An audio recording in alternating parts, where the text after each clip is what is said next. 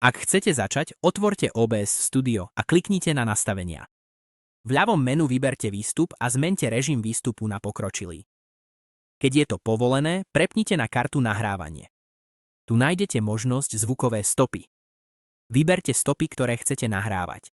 Majte na pamäti, že toto nezvyšuje celkový počet stôp. Ide o konkrétne stopy, ktoré budú nahrávané.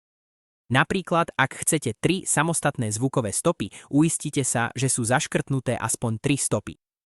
Po ich výbere kliknite na Použiť a potom na OK. Ďalej prejdite do sekcie Audio Mixer v hlavnom okne OBS.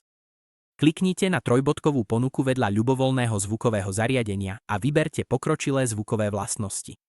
Tu priradíte každý zvukový zdroj ku konkrétnej stope.